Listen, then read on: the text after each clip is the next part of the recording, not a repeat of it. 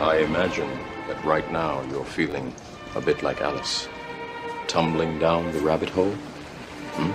Let me tell you why you're here. You're here because you know something. What you know you can't explain, but you feel it. You felt it your entire life. That there's something wrong with the world. You don't know what it is, but it's there, like a splinter in your mind, driving you mad. It is this feeling that has brought you to me. This is your last chance. After this, there is no turning back. You take the blue pill, the story ends. You wake up in your bed and believe whatever you want to. You take the red pill, you stay in Wonderland, and I show you how deep the rabbit hole goes. All I'm offering is the truth, nothing more. For we are opposed around the world by a monolithic and ruthless conspiracy that relies primarily on covert means for expanding its sphere of influence, on infiltration instead of invasion, on subversion instead of elections, on intimidation instead of free choice, on guerrillas by night instead of armies by day. It is a system which has conscripted vast human and material resources into the building of a tightly knit, highly efficient machine that combines military, diplomatic, intelligence, economic, scientific, and political operations. Its preparations are concealed, not published. Its mistakes are buried, not headlined. Its dissenters are silenced, not praised. No expenditure is questioned, no rumor is printed, no secret is revealed. But I am asking your help in the tremendous task of informing and alerting the American people. And now, welcome to another episode of Down the Rabbit Hole. Here's your host, it's Popeye. Ladies and gentlemen, welcome to another live edition of Rabbit Hole Radio. It is Saturday, April 27th, 2024. On tonight's edition, I have a special presentation for you. I have a couple clips I'm going to play, plus I went and remastered an older broadcast that I did 10 years ago about the situation in Gaza and the ongoing genocide that's going on over there. And this was, again, the show I'm going to play for you. And I edited it down to the important part of the show. It's about an hour and 30 minutes, and then I have a bunch of other stuff I'm going to play for you. But that show was 10 years ago, and I was discussing the very real events that are going on right now that could push us into World War III. What am I talking about? I'm talking about the Gaza, Palestine, Israel conflict that's going on. And here in 2024, there's been a lot more attention paid to it. I'm going to get into that part too. But the reason I'm playing all this stuff is to not jump on top of the bandwagon and, try to beat Israel in its head with a bat. Because a lot of the noise that's out there right now is just that, it's noise. I believe that a lot of these protesters are paid. They are outside agitators. And that's not uncommon. A lot of this past week, there was a lot of colleges that had protests going on at the universities. And the universities, I forget which one of them put it out. It wasn't Columbia, it was another one. They had asked the police to come in and clear the protesters out. Well, they put out a statement later. I was out in, I want to say it was at California University. Anyway, they explained that a lot of the protesters were not students, but outside agitators. So we've seen this again and again and again over the course of time. Even going back 10, 15 years ago, the cops used to dress up as Black Bloc and go break windows to then give the uniform police an excuse to come in and kettle everybody and beat them and arrest them. Well, same kind of concept here. You have the agitators themselves may not even realize, in many cases, they're more effective when they don't realize that they're being used. So they get these people, these outside agitators riled up. They bring them in. They're like professional protesters. They just go in and they create chaos, and then they get the locals riled up, and then you have these big protests, which then turn chaotic. It's being done on purpose. I believe that Mossad, the Israeli version of the CIA, their intelligence agency, and it wouldn't surprise me if Shin Bet, which is like their version of the Secret Service, it wouldn't surprise me that at all to learn that they may be in cahoots with the ADL and others, APAC, these different groups, paying people behind the scenes, funneling money, organizing anger.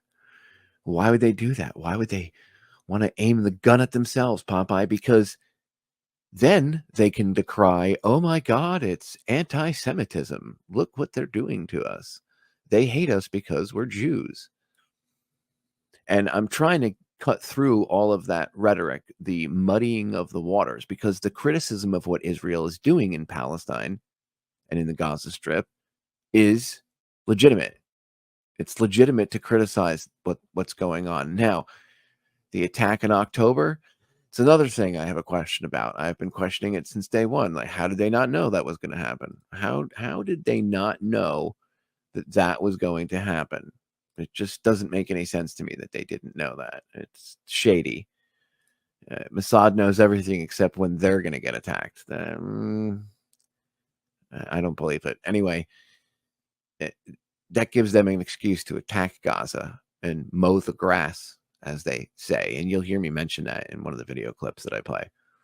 That's a disgusting reference that they have to when they go into Gaza. The IDF refers to it as mowing the grass. And they've gone into Gaza repeatedly over the years, and you'll hear me bring that up in the clip I'm going to play for y'all. So let's get right to it.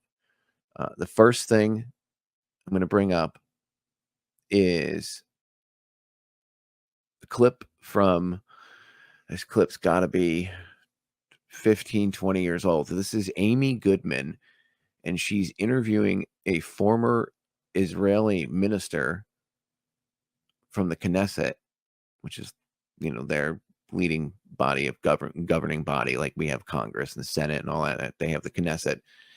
And this former member of the Knesset, this former Israeli minister, explains how they use the label of anti-Semitism to shut down any legitimate criticism of Israel. She's going to explain that. And again, it's important that I lay out the facts for you about the atrocities that Israel and the IDF have committed in a clear, concise, calm manner, because the protesters aren't getting their point across, and all they're doing is getting hatred and anger aimed at them. And that's, again, that kind of behavior that if you step back and you understand how things work, that's being done on purpose. It's to muddy the waters about the discussion about what's going on in the Gaza Strip. Now, Hamas is a complete separate issue. I'm talking about what goes on a daily basis, the settlements. I'm going to play a video about a young lady named Rachel Corrie, who you never hear mentioned.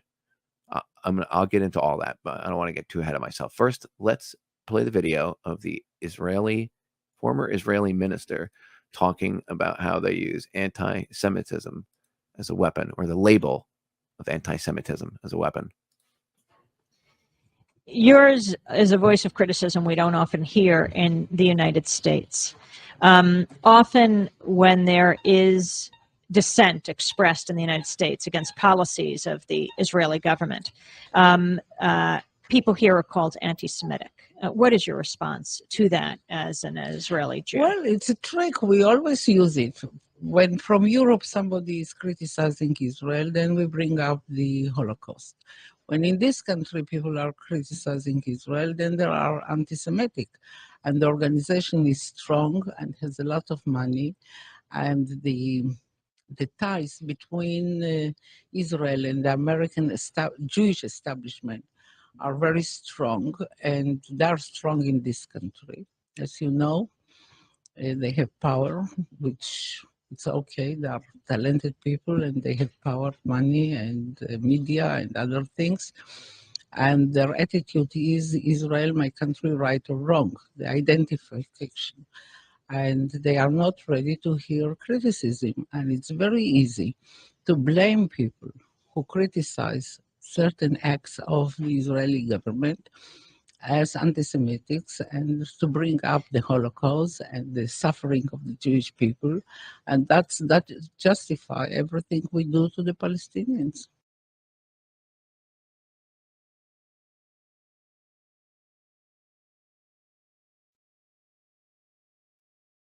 So there you go, ladies and gentlemen. You can clearly see that it's a lie. I mean, you just heard it right from a former Israeli minister's mouth that they use it as a tool to shut down legitimate criticism. And I mention that clip all the time on air, and people are like, what? Huh? What? I can't find it. And they go on YouTube and they can't find it because, of course, it's been removed. So I dug through the archives that I have. So I have like 10 terabytes of archives. I dug through them to find that for you because I thought it was important that you all hear it. And not only hear it. See, back in the day, I used to only be able to play the audio. One of the things I love about streaming is that we can actually play video too. The show that I'm going to play for you on a few minutes that I did, the older broadcast that I did, when I went and edited and remastered it, and back then, 10 years ago, I was just doing audio, just doing radio. So I actually re-edited the whole thing and went and found the original videos that I had played in it 10 years ago, and then edited everything together. So instead of just hearing audio, you're actually going to get to see the video and put a face to the person that you're hearing speak, whether it's a Holocaust survivor, whether it's former IDF soldiers. It's important that you actually see them. It gives it more weight. So the next video I'm going to bring up here is a little older. It's a little beat up. So, forgive the boxiness, but I had to actually use Windows Media Player. That's why when you use Windows Media Player, you get that little white bar there at the top up here, right here. But I had to use Windows Media Player because this is such an old video clip that it was in WMV format. And I actually had to edit it together. It was 3 separate little small clips from back in the day when Mox News, old school channel on YouTube, used to put tons of stuff up. And, you only had 15-minute segments to do it. So he had to split this up into 3, and then I busted it back together. So forgive, some of the roughness of the video. The sound is great because I redid the sound, but the video is, this video is at least 18 years old, 19 years old. The young lady that it's discussing is Rachel Corrie. Rachel Corrie was killed on March 16th, 2003 at the age of 23 in Rafah. Rachel was an American citizen. And you're going to hear from her parents and stuff. You're going to learn about her. She's never mentioned. Whenever I hear about like the settlers and Palestinians and Israelis, and you never hear her name mentioned, not once. You just never hear Rachel's name mentioned. So I think it's important that everybody learns who Rachel Corrie is. So here we go. This is the story of Rachel Corrie. His wife and his 3 small children are inside. The Israeli Defense Force says that their assignment is to sweep the area for booby traps and to uncover tunnels that might be used by the Palestinian resistance. The people living in Rafah have reason to think otherwise. They fear that this is another home demolition. The border town of Rafah has seen thousands of homes destroyed in previous months as the IDF works to clear a security zone around the border. Every other structure in this area has already been knocked down. This house stands alone in a sea of rubble. Every day hearing the gunshots, I cannot sleep, I'm thinking, wait, sound, open sea near my house. What happened? Prepare yourself like this. Open the door. Notice everything. I don't know. Maybe I will lie to mom. Maybe my daughter, my son. 8 members of a group known as the International Solidarity Movement have positioned themselves in front of the house in an attempt to obstruct the bulldozer's movements.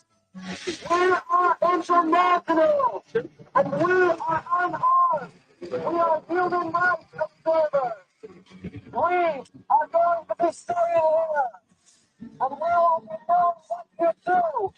And if you shoot at this house, you will endanger the lives of internationalists and innocent women and children, and the world will know. Just after 3 o'clock, warning shots are fired from the tank, and then shot grenades and tear gas. But the group of internationals continue their protest. Please stop shooting. I wish that you may learn to love your neighbors. By 3:30, the work had come to a halt, and eventually the bulldozers and tanks began to withdraw toward the border.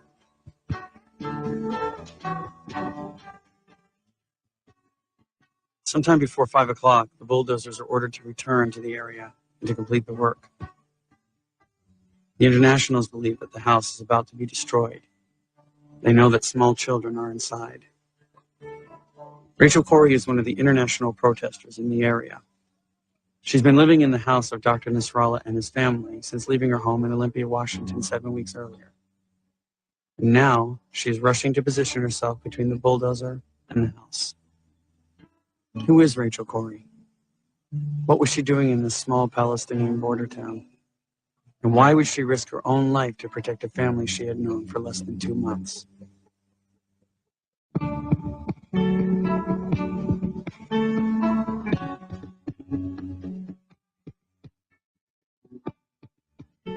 In the summer, the rushes grow so tall you can hide in them and be completely invisible. This is where I came from, tunnels through rushes. I could spend all the light hours of all the days in tunnels through rushes in the middle of the estuary, in the mouth of Perry Creek. This is where I came from, and this is where I would have liked to stay. Sunburned and hidden and close to water, making up whole pretend histories about shipwrecks and Swiss Family Robinson.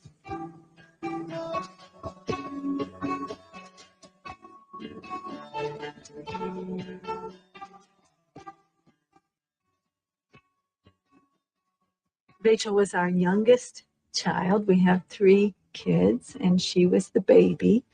We live at the very, at the tip of Puget Sound and on a little stream. And she writes about the rushes in the water, which in the springtime, they start from nothing and they grow up. And she talks about wanting to hide in those rushes. That's where she would like to have stayed, sunburned, in the rushes. But of course, life drew her in other directions. Rachel became, after 9/11, like all of us, she was very much moved by that. But I think after the first few weeks of sort of outrage and wondering what happened to our world, she decided to become a peace activist with that.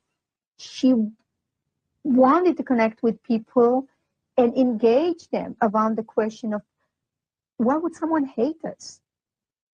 How could someone see us, Americans, as the enemy?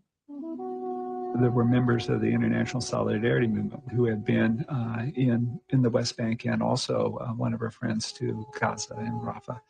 And so she started to learn about that. And I think she became convinced that the Israeli-Palestine conflict was really the sore point of the whole Middle East. It's the crux of where some of this poison goes out into the world. Rachel dug a little bit deeper in that, found it. I think that Palestinians are often forgotten in that narrative, and that one of the most forgotten places among that forgotten spot is Rafah at the very southern tip. It's a very conservative Muslim community. Rafah in itself is a community on the border strip and with Egypt, and that border strip has had over 1,000 homes, Palestinian homes, demolished on it, and that has affected that community. profoundly many people that were made homeless for the second or third time, having been refugees in the past by those demolitions. It's a community that's very traumatized by those experiences. And it's a community that is largely made up of children. I think almost half of the population is children under the age of 18. People don't have access to even clean drinking water. They don't have the ability to travel from Gaza to the West Bank to visit their families. They don't have the ability to even get paid to do their job anymore because there's no economic structure in place anymore. There's no money. These are basic human rights that are being taken away. She finally decided that she needed to go and see for herself, as she put it, who is on the other end and what the other end of our tax dollars that is used for military. Rachel was 23 when she decided to do this, and so she's not asking for permission. It wasn't something that we were real excited about her doing. On the other hand, you can't ask your child to be something less than what they can be. I know how much it just meant to her as a human being and as the human being she was coming to be, to find meaning in her life, to find something that seemed really important to work on. And I think she recognized that sometimes if you're able to, you do need to pick yourself up and to go and see for yourself what is happening. So in the end, you kind of have to support it, and we did. Rachel's plan was to travel to Gaza to initiate a sister city program between her hometown of Olympia and the Palestinian city of Rafah. On January 22nd, she arrived in East Jerusalem and began a 2-day training course at the West Bank headquarters of the International Solidarity Movement. I'm going to pause it and fast forward a little bit because for time purposes, to be able to squeeze it in and the other clips I got to play, I want to move it up, but I want you to see what happened to Rachel. So I'm going to move it up a little bit. Till that critical moment in our lives when we begin to ask, what kind of person do I want to be? What am I? This happens every day. Dirt got right to the ISM members' feet. And in a couple of instances, in a case of Will, he was rolled over into some concertina wire, that rolled wire, that military wire that you see. But when others shouted, then the bulldozer stopped. And with Alice, she was pushed up against the wall. But again, when people started shouting, the bulldozer stopped. Stop! There are people behind you! That afternoon, the bulldozers stopped and went away to the border. And then in a few minutes, they came back, and one of the bulldozers took a run pretty much straight at the house of the Nasrallahs. And Rachel would have known that that family was home. They were always home and in the house. And she took a stand in front of the house. But this time, the bulldozer did not stop. It went over her. She was at eye level with the driver of the bulldozer. She was up, her head and upper torso were actually above the blade of the bulldozer. So he could very clearly see that she was there, her in her orange fluorescent jacket that she was wearing. But instead of stopping at this point, he continued forward, which buried her legs. And the bulldozer continued forward until her body would be under the cab.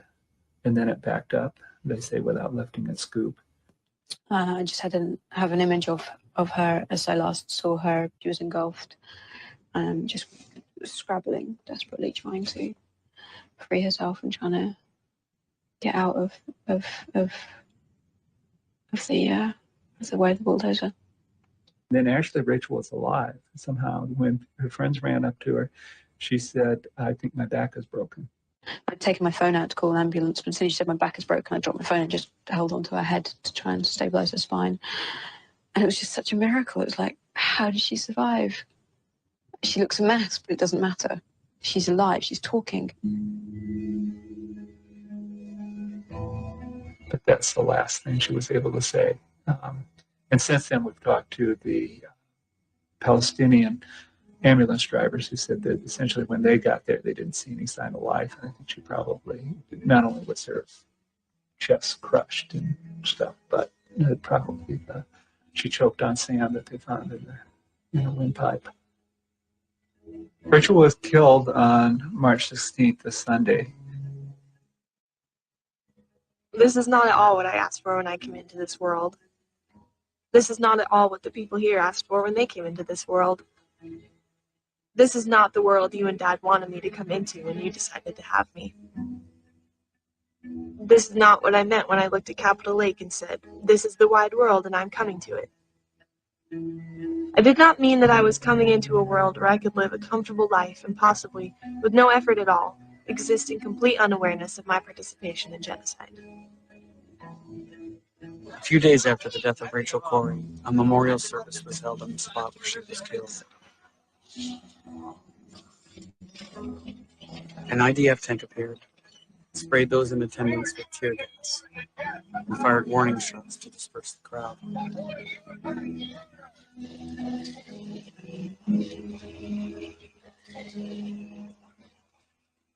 The bulldozer that crushed Rachel Corrie to death was driven by a Russian immigrant, codenamed Dobie. He was an Army reservist and an experienced bulldozer operator.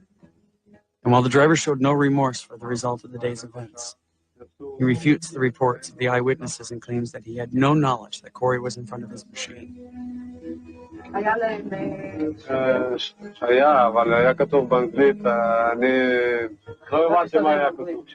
The State Department reported that the president had a telephone conversation with Prime Minister Sharon, and Prime Minister Sharon promised a thorough, credible, and transparent investigation with a report to be given to the U.S. government. In that report, they say that the Israeli military, the three vehicles, did retreat towards the border for a little while. And the reason for that is that their standing orders were they could not disperse civilians when they were doing these operations, then they were to cease their operations. So they stopped, radioed back, and got a new order that said that the internationals were not to interfere with their work and to go back in. And by their report, 5 minutes later, Rachel was killed. For time purposes, I'm just going to stop the video there, but I'm going to upload the full video to my Rumble channel just so everybody can watch the full. It's like 30 minutes and learn who Rachel Corrie was. But I constantly, in this conversation, I constantly see people talking about like the Palestinian settlers and the plight that they go through and everything else, but no one ever talks about Rachel Corrie. No one ever brings her up. And that girl, that young lady, she died to protect I'm bringing up the other clip here. She died to protect an innocent family that she'd only met weeks before. And you can obviously see the IDF goes in with their bulldozers. They're bulldozing these homes on Palestinian land right on the border so that they can extend their settlements. So the settlements that were attacked in October, a lot of those settlements used to be on Palestinian land. And the IDF goes in and bulldozes houses, and then they build these settlements, the kibbutzes. Although, I'm not justifying any attacks, anything Hamas did. There's no justification for what they did in October. It was horrible. They attacked civilians. They were cowards. They did attack some military targets, but they attacked mainly civilians. And that's usually what happens in warfare. Civilians get targeted. But again, not a justification. My point is that it's important to have a full understanding of the truth without it being muddied and without your opinion being swayed by disinformation. Now, I'm going to get into this next clip I'm going to bring up. And this one has a few different people you're going to hear from on this presentation that I did 10 years ago. And it's important to hear this whole thing. I'm going to full screen it and let you guys watch it. There's video and everything. You're going to hear from a couple Holocaust survivors. You're going to hear from former IDF soldiers. And then you're going to hear me explain and play some video clips for you about how your opinion and everything's manipulated. And again, you're going to hear from Yuri Bezmenov. You're going to hear from G. Edward Griffin. You're going to hear from Alan Watt. So get your thinking caps on, get your pens and your pencils, get ready to take some notes, ladies and gentlemen. Here we go. This is the second piece of this important clip that I want to play for you. It's about an hour and 28 minutes. So here we go. Well, first hour, we're going to cover the slaughter in Gaza again. You're not going to hear me rant and rave about it. I did 2 broadcasts last week where I was ranting and raving about it. I think this time you should hear from former IDF soldiers themselves and survivors of the Holocaust, what they have to say about what's going on in Gaza and what Israel is doing. Because if you watch television, all you're going to see is pro-Israel crap. And the news media has been showing a little bit more about the Palestinian side, but they still push the propaganda, and a lot of Americans here are just brainwashed, which, by the way, we're also going to get into in hour 2, how Americans are brainwashed and how that actually happens. And that's a little bit more in detail. So we'll spend hour 2 going over that. And I got some audio clips I want to play, which I've played before, but it's imperative that you all hear them again. I couldn't go over this information enough with you, so we're going to get into that. But first, in hour 1 here, I want you to hear from Holocaust survivors, people that survived Nazi Germany and their tyrannical control over Europe. And look, I know there's a lot of people out there that say the Holocaust didn't happen and they, blah, blah, blah, blah. I know that perhaps Israel and people that, scholars that work with, via AIPAC, Zionism, whatever their roots are, whatever their cause is, money, political ideology, whatever. There are people out there that have skewered facts and things, and Israel's government does use the Holocaust as an excuse to do what it does to the people of Gaza, which is the same thing that was done to the Jews back in the late 30s and the 40s, and all the other people, by the way, that were rounded up in the concentration camps. As I said before, I don't have a problem believing that 6 million Jews were rounded up, considering something like 21 or 22 million people were rounded up all throughout Europe. I don't have a problem believing that 6 million of them could have been of, the Jewish faith. I don't have a problem believing that at all. So it's also not told that we killed a lot of them ourselves in bombing raids. They were slave labor in a lot of the factories and stuff that we blew up. So history itself has been skewered on both sides. Things have been used. But the event itself, where people were rounded up and put into camps, whatever you want to call it, you want to call it the Holocaust, which actually means fiery sacrifice. You want to call it whatever, the roundup, whatever, the police state, martial law, 1938, whatever the hell you want to label, actually it goes back even earlier than that, but whatever you want to label the event that took place where they were rounding everybody up throughout Europe, first in Germany, and then as they conquered each country, they would come and round people up and put them in the camps. And use them as slave labor. Some were killed immediately, but most of them, I would say at least probably 65 to 70% of them were used as slave labor and worked to death. Others were used to experiment on by people like Dr. Mengele and his horde. So there's just a lot of stuff that's not brought to the table. It's dumbed down to the very base level. They get rid of most of the important information and they just say, oh my God, it was the Jews that were rounded up. And then people come in and go, no, that's not true at all. Here are all these numbers. And then it creates this infighting where it's one choice or the other. Again, it's this faux illusion or this illusion of faux choice, I call it, where you have to either take one side where you believe the Holocaust exactly as they tell you it happened, or you're a denier. It's you can't have this intermediate gray area where you're actually, okay, yeah, it happened, but some of the stuff that you're saying, you're tweaking and you're not telling the truth because, again, we killed a lot of people in bombing raids. That's not popular. They don't want to tell you that. The heroes, the veterans of World War II bombed people that were in slave labor camps. They don't want you to know about that. And other such things like, oh, we gave 20,000 prisoners of war to the Soviets at the end of the war. Oh, yeah. You want to read a good book, go read Target Patton. That's a great book. It gets into some of the hidden history of World War II, why Patton was assassinated. Yes, I said assassinated. I've had the author on twice. Go back in my archives and look it up. Go look it up, Target Patton. History is definitely different than what you've been told. And in order to understand what's going on today, we have to go back to World War II. So go do your research. I could sit here for 2 hours pontificating and bloviating, but I still wouldn't get out everything that I wanted to get out. And look, let's be honest, a 2-hour broadcast, or even an hour covering one subject and an hour covering another is not enough time to consider yourself an expert after you hear it. So you have to go out and do your research. You must. Don't just listen to me and go, well, Popeye said it, so he must be right. No, don't think that. Take what I say as truth, but don't just take it as gospel and run with it. What I mean by that is don't think I would lie to you, but also don't not go out and do the research. Like, I want you to do the research. I want you to go do the research yourself. As I've said many times, you can lead the horse to water, but you can't make it drink.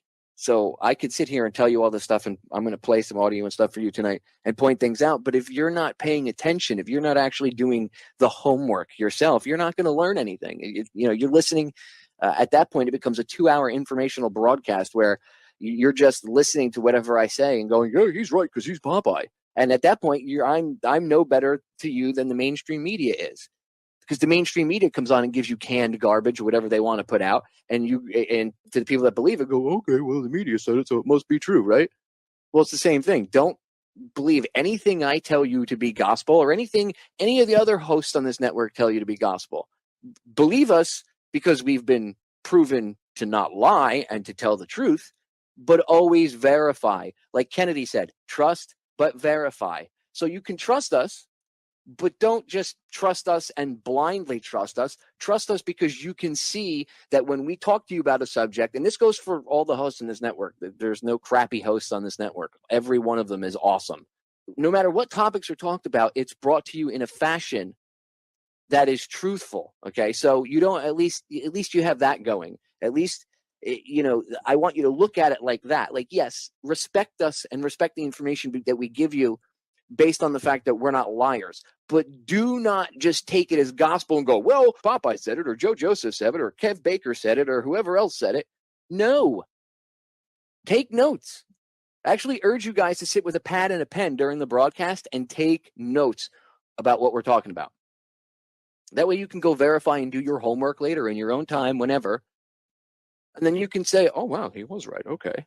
Oh, okay." And then that gives us a little more credibility. That's where our credibility should come from. Our credibility should not come from just because I have a radio show. No, the credibility should come from you listening, taking notes, and going and doing the homework yourself and verifying.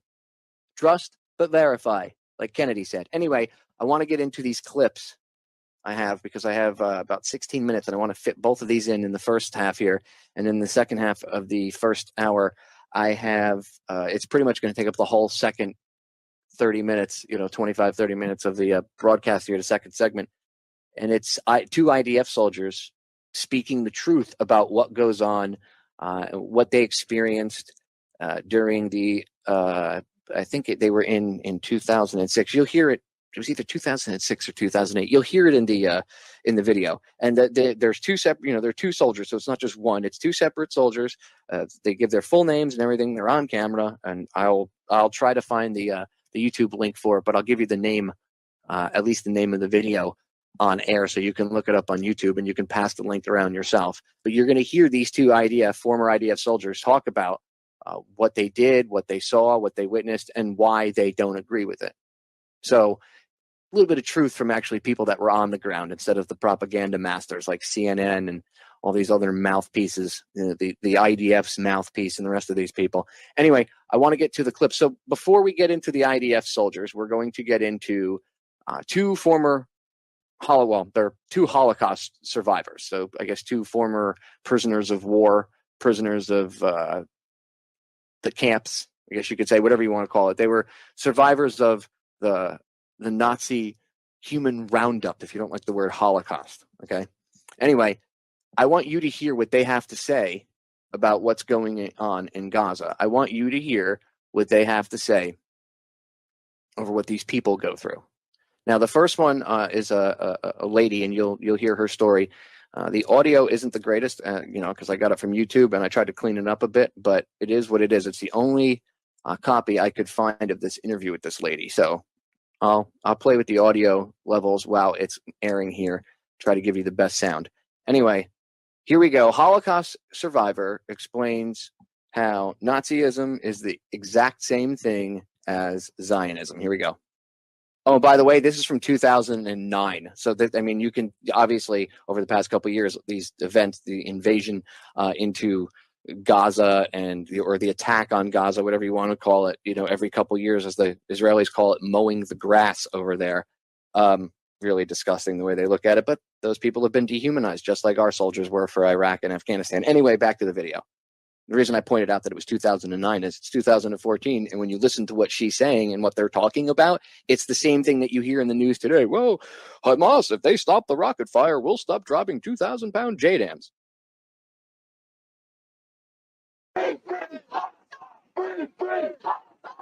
The past few weeks have seen violence erupt once again between Israel and Palestine, and the high tensions engendered by the conflict have caused a large degree of polarization amongst both communities.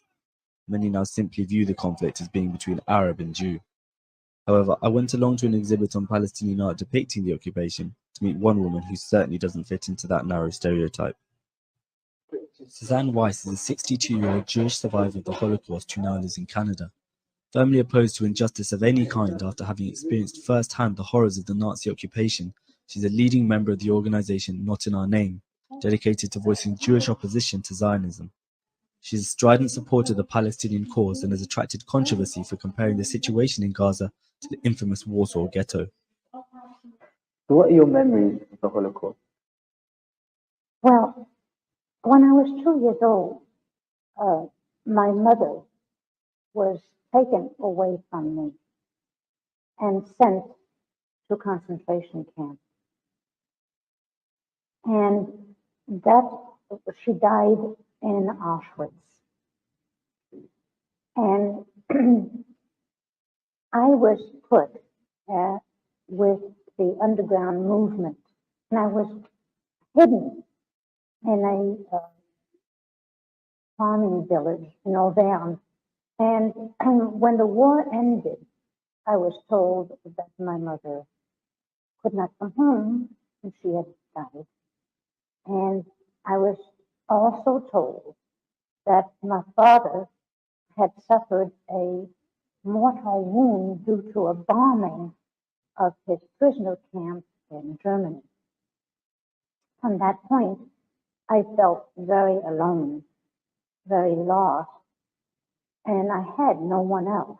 I had no other family. And what similarities do you see between the Warsaw Ghetto and what's happening in Palestine at the moment?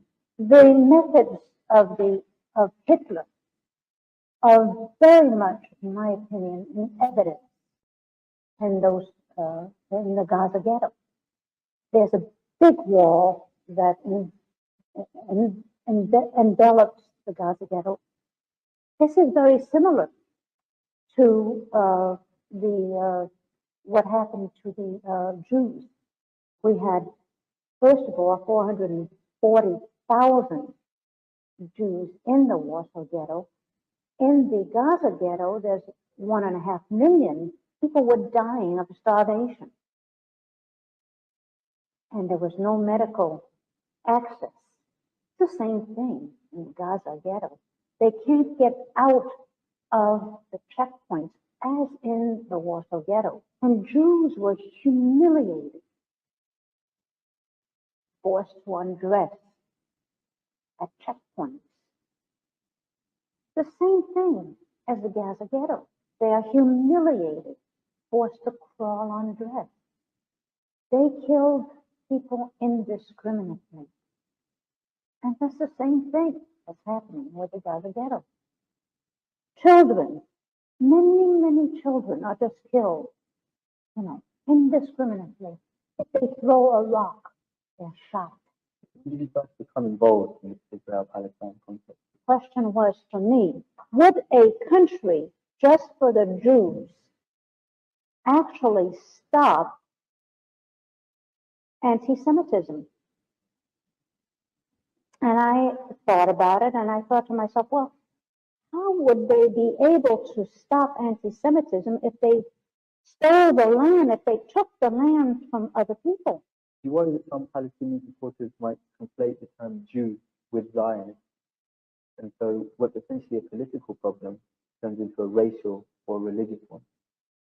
Zionism is a political ideology.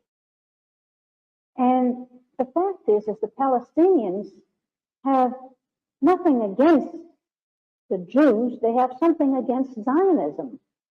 And the whole world should have something against Zionism. Now, I belong to an organization called Not in Our Name. We don't want Zionists policies to be done in the name of Jewish people. We need to have the Jews defend the Palestinians because of what happened to the Jews themselves. There are two kinds of Jews that came out of the Holocaust. One who said, never again for the Jews. And the other who said, never again for humankind. Many people blame the Palestinians for the violence, and some would even cite this as a major difference between the situation with the Jews in Germany and Poland and between what's going on in Palestine. How would you respond to this? Are we going to blame the Jews for fighting back in Warsaw? We had the Warsaw Uprising, young people who were fighting with stones, with anything they could against, the attackers. In Palestine, they have a right to defend themselves. So what are your hopes for the future? My hopes is that the Palestinians are victorious. The Holocaust must not rest as a memory exclusively for Jewish people. It must be an impulse to the struggle against racism and violence, against the persecuted throughout the world, including and especially Palestine. May the spirit of the Warsaw Ghetto Uprising triumph in Gaza. What a powerful lady. What a powerful message. Right from someone that survived what happened all those years ago. And what did she say? There were two types of people that came out of that event. The ones that said never again for the Jews, and then the others that said never again for humanity. See, there can be lessons learned from history, ladies and gentlemen. What do I say all the time? We need to get our humanity back. She was saying the exact same thing I said. Again, a survivor of that horrific event, okay, and that horrific time period. And here you hear her speaking common sense and not saying we should do this again to another set of different people. That's the truth. That's not the propaganda. That's the truth. Okay, let's get to the next one because we only got a few minutes left here in this segment. Here's a second Holocaust survivor speaking out against Zionism and what's going on in Gaza. I was 9 when Hitler came to power, but I was about 10 months in Auschwitz. And I learned a lot about the doctrines of a fascist state. The lesson I took from my stay in Auschwitz was anybody belonging to the Jewish people is not allowed to behave ever like our perpetrator, the people who did the thing to us. Look, I think why I have a certain right to be proud of being of Jewish origin is because the Jews were the pioneers of interhuman ethics. And the Jewish idea of how to treat a foreigner, how to treat a servant, which is in the Old Testament, was taken up by nobody less than Jesus Christ, who was the last of the great Jewish prophets. The prophets in the whole tradition wanted to stress and to stress the ethical content of Judaism.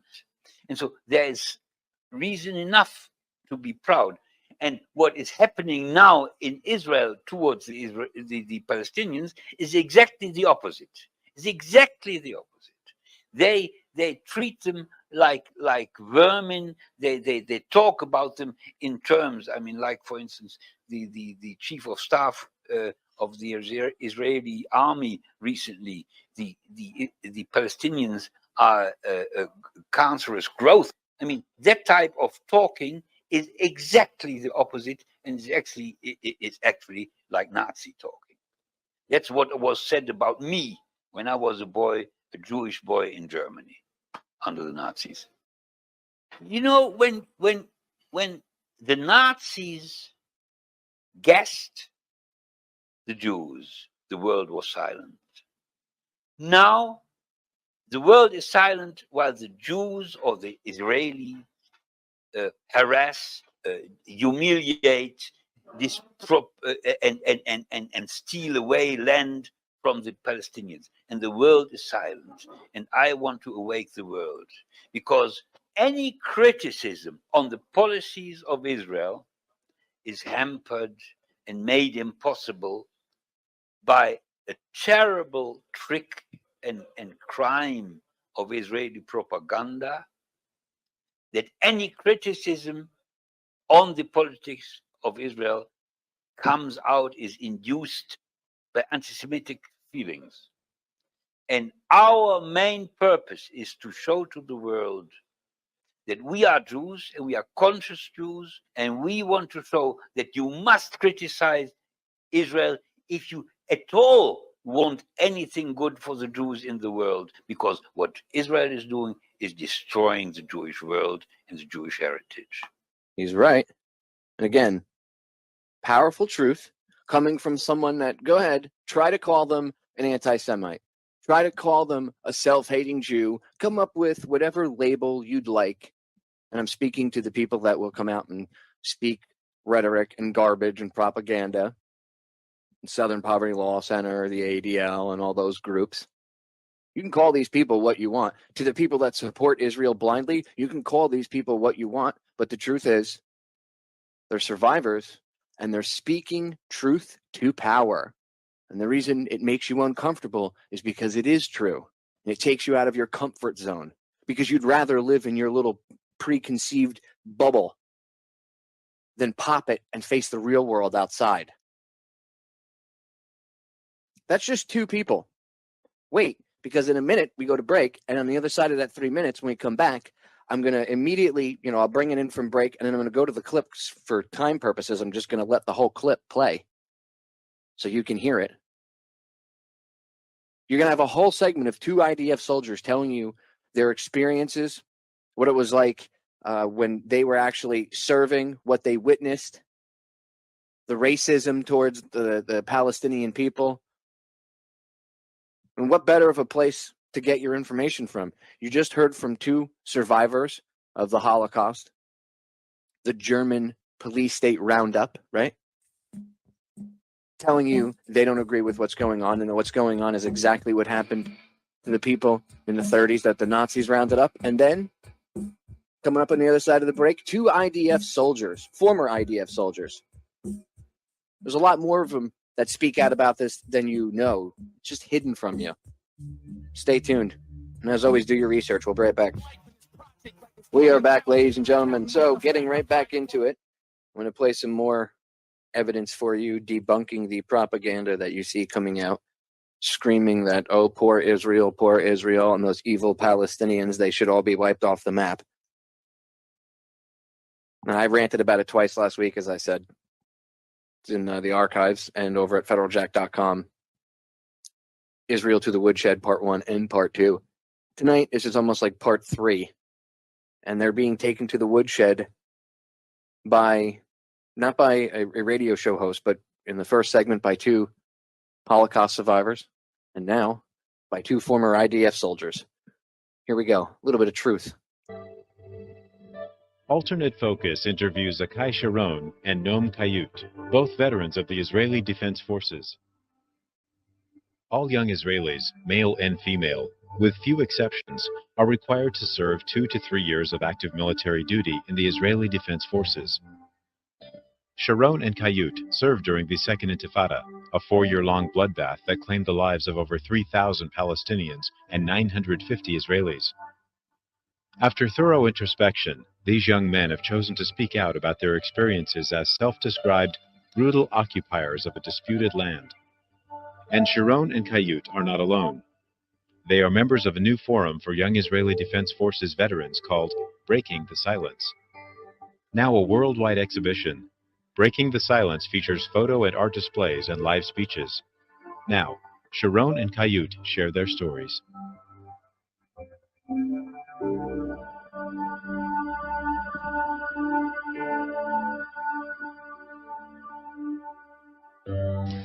Most of the missions that my unit was given and carried out were arrest operations, search operations, going into taking over cities or towns or villages, of course in the nighttime.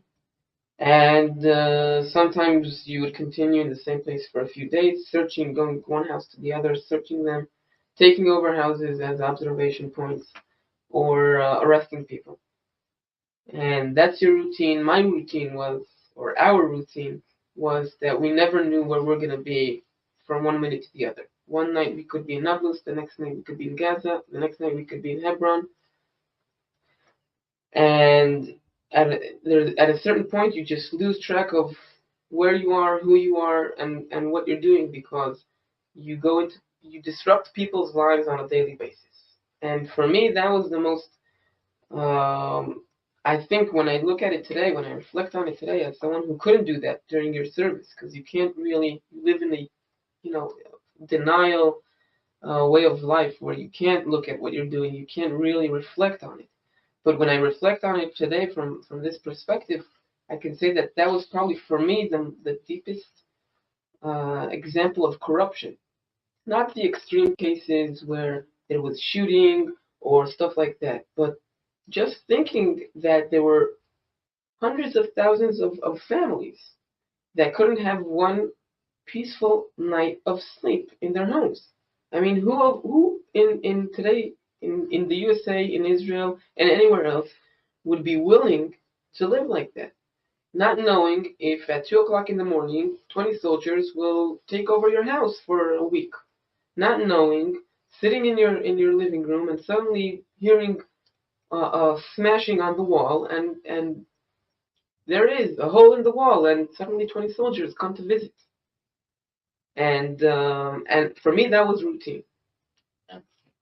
In the newspaper, I saw an article about confiscation, car keys confiscation.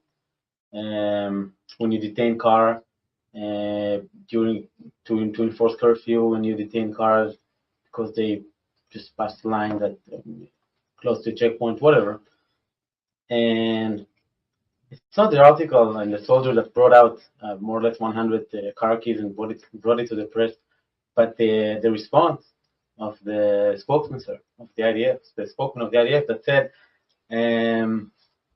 this is an extreme case, a rotten apple, it will be checked, examined, and won't happen again. And now I gave the order to take Palestinian car keys and to detain cars hundreds of times in my unit. I saw in the West Bank boxes full of car keys and IDs that were taken and were supposed to be returned, and then I know my father read the newspaper for me, and I know that he believes. I mean, he's from a different generation where things maybe were better off when people could believe the system, and he really thinks that this is an extreme case that won't happen again. And for me, it was a point of understanding that I'm not back for what I did. And I didn't do it for fun. I got my orders. I thought it was okay. I thought I was a part of a system that protects Israel from terror attacks. And then I understand that it's just a game of keeping information inside and not letting anybody know. And how can you criticize? How can you ask questions? And that was maybe one of the first times that I asked what's going on here.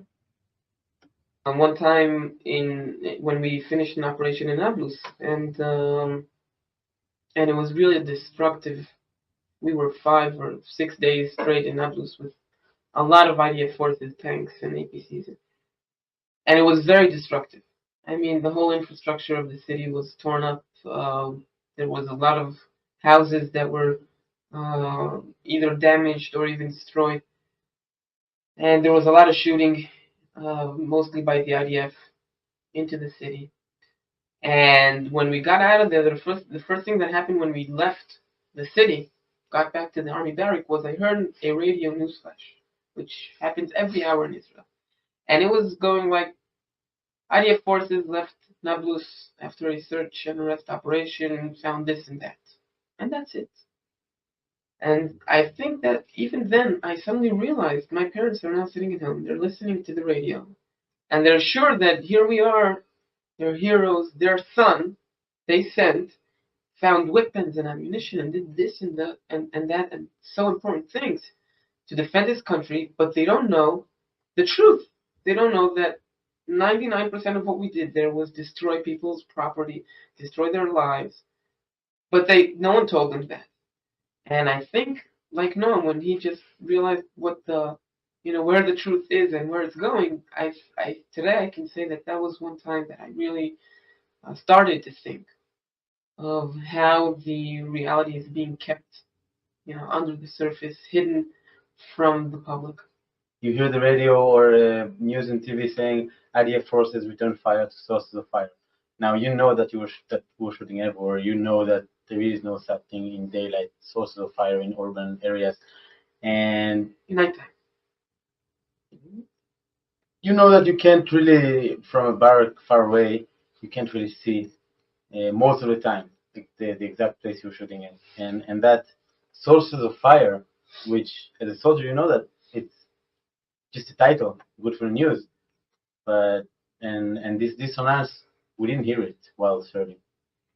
I want to give you one example of something that we've exposed also in the press in Israel and in foreign press a few months ago about a revenge attack that was launched by the IDF after one night in February 2002. Two terrorists from the Islamic Jihad attacked an IDF checkpoint and killed 6 IDF soldiers. The same night, the Chief of Staff, the Minister of Defense, not some sergeant at a checkpoint, this is policy right from the top, decided to launch a revenge raid against Palestinian officers, some of them just traffic officers, all around the West Bank and Gaza. The next day, 15 Palestinian officers were dead, were reported dead. And we spoke with 5 different soldiers and officers in 2 different units that were part of these raids and part of the attacks on 4 different checkpoints in different areas, geographically had no connection whatsoever to the place that was attacked by the night on the IDF checkpoint. No connection. One was in Nablus, one was near Ramallah, and they just attacked, and the orders were just go there, shoot to kill. And in the briefing by the commanders, by the high-ranking commanders of units, brigade commanders, they were told that this is revenge. We are going to revenge the blood of our soldiers. So when you ask me where it comes from, this was not some spontaneous 19, 20-year-old kid that losed his mind, that went out of control for a second and slapped someone. This was policy. People sat down in offices, convenient, comfortable offices, and decided to kill people as revenge. And the next day, 15 people were reported dead that had no connection whatsoever to the attack on the IDF. So when we have to, and we exposed this. And then, we weren't expecting something dramatic to change, because when people ask me, don't you think something should happen? Of course I think something should happen. But do you really think that the Israeli public or someone will be brave enough to say that the Minister of Defense has to be investigated? That the Chief of Staff has to be investigated? This is not a 19, 20-year-old or even a lieutenant that should be investigated. This is the system. This is the government. This is the policy.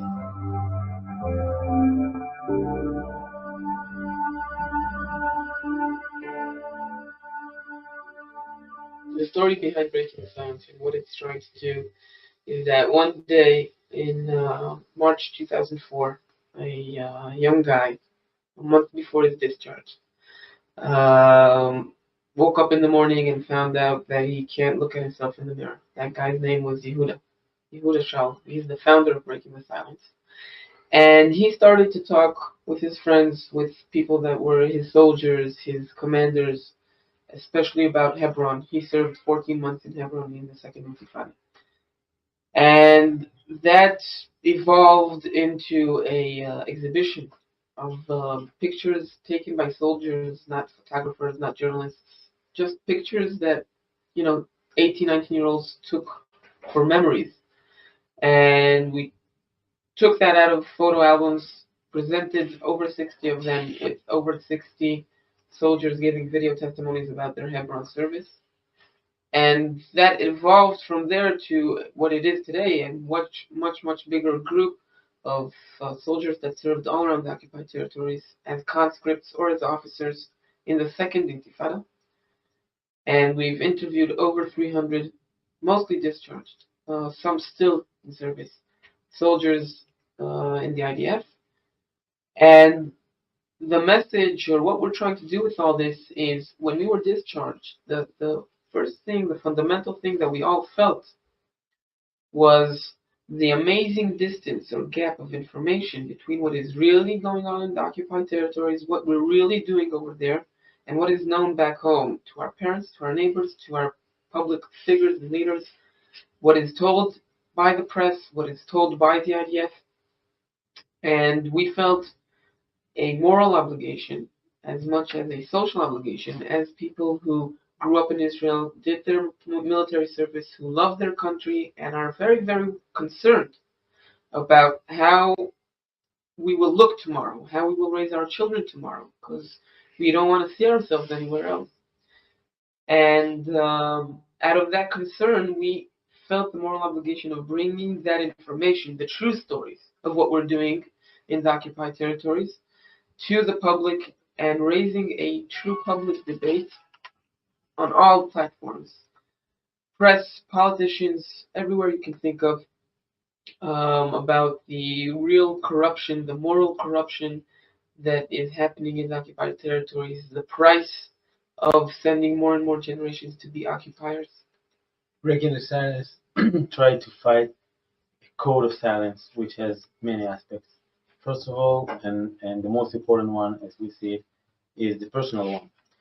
When you stand in a post or in a checkpoint, and I commanded Kalanga checkpoint between Jerusalem and Ramallah, where almost 3,000 Palestinians cross every day, and your job, even if you don't want to do it, you stop people from living the life that they should have. You take their freedom to go to work, you take their freedom to go to university, and many times, even if you don't want to do it, you humiliate people, you make them stand in line for hours, and when you go back home after a month of doing it, you have a weekend break, you don't come home to your girlfriend or to your mother and say, hey, the day before yesterday, I saw somebody more or less your age, mommy, and I let her wait in the sun for 5 hours because I didn't have a permission to let her pass. I mean, that daily life of occupation, of controlling people, is the first aspect of the silence code. Breaking the silence is a personal process. It's something, first of all, it's not an easy thing to look at yourself in the mirror and see what you really have done, and the other side, it's a very good feeling to feel a hero, to talk about the fights, the times that you were fighting terrorists and that you saw them, and realizing the damage for the population, realize the hatred that you've created is hard thing. And when we call people friends, when we have telephones from units in the army and we start calling to people, most of them say, we kind of agree with what you're doing. Some agree more, some less, but leave me alone. I mean, I've served, I've done it. I've left the country for a year to forget about it. I'm back here. Just let go. And so it's not that easy to get people to talk, even if they agree with the total idea. But we've, as Avichai said, we've interviewed over 300 soldiers, and you need to understand that's not a 1 hour interview. It's or TV interview. Someone tells you about 2 years or 3 years out of his life. It's important to understand the two different aspects of, or two different types of testimonies that we've collected until now.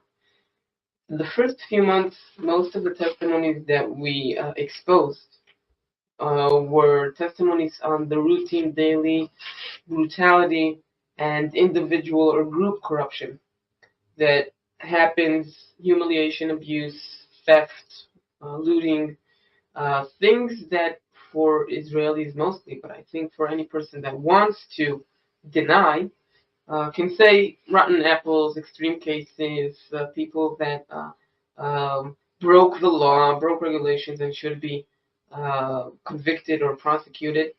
And it sometimes doesn't even matter that you tell them, well, these are stories about units, about hundreds or thousands of soldiers.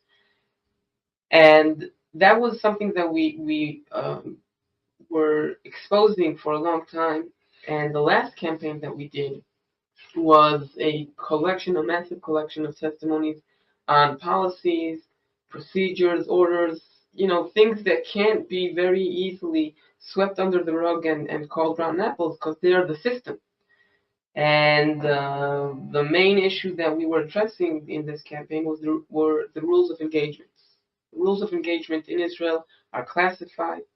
In this intifada are not even written down, even though in past times the IDF used to issue or distribute pocketbooks with the rules of engagement in the occupied territories to every conscript and reservist. In this intifada, not only didn't they distribute this, it is all passed down orally. There is no document written down that is passed down to the officers in the field or the soldiers. And we have decided that, especially because the most dominant thing or dramatic thing that has happened in the Second Intifada is the casualties, is that people are being killed. And children, regular people, innocent people are being killed. And it has been much more violent on both sides, both on the Israeli side with the suicide bombers, and both on the Palestinian side with all the actions that are being done by the IDF. And we've exposed a massive collection of those. I think for me, the one that sticks out the most is an officer from an elite unit telling us about his experiences in Rafah. And his testimony is very, very long, so I won't say it all, but he talks about two main issues. One is the demolition of houses, and he describes how in the briefing they were told that the procedure is you don't go into Rafah on foot because it was right after the APCs blew up. If you remember, that was in the summer of 2004, and it was very hectic, and you couldn't walk by foot, so you come with APCs, tanks, and bulldozers. D9 Caterpillar bulldozers, giant monsters. And before you even say something to the family that you're going to take their house, before you do anything, the D9, the bulldozer, digs 8 meter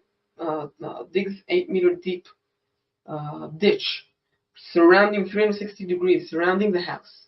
Then he punches a hole. You don't say anything to the family. You just punch a hole into one of the walls, and then the APC comes right up to the family's home, and you lower the ramp, and the soldiers go in. And I was asking him, who's deciding which houses? And then he describes to me how they demolish, how they destroy every house in that area that bothers their observation, that might be threatening, everything. And I asked him, who decides what to destroy? And he says, well, the officers in the field. And you have to understand, these could be lieutenants, 21-year-old lieutenants, decide what to destroy and what not to destroy.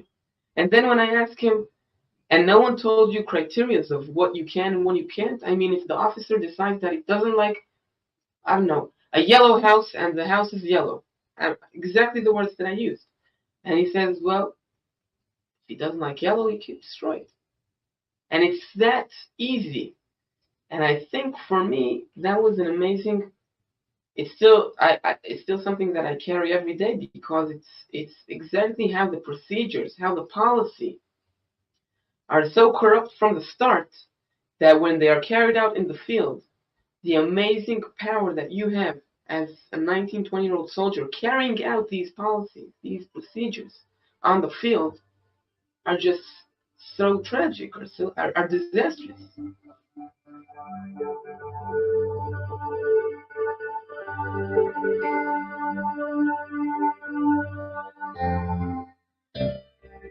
First, I'll quote my Ministry of Foreign Affairs of Israel that said that the public opinion in the U.S.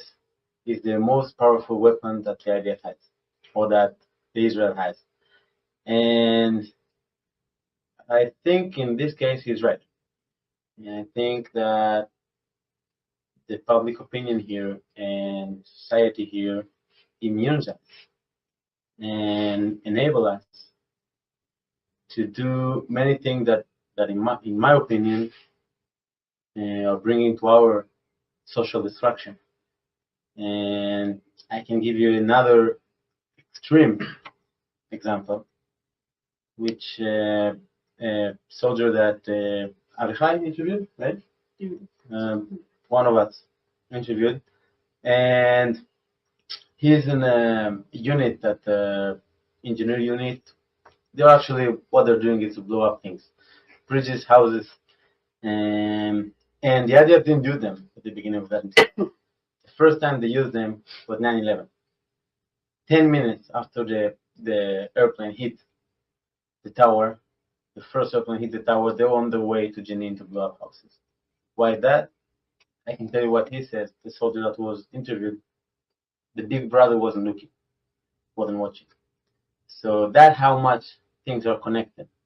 And I think we realized after the second campaign that after the campaign of the rule of engagement and the systematic reasons for innocent casualties, we realized that it was well publicized, but it didn't bring up any real debate in society.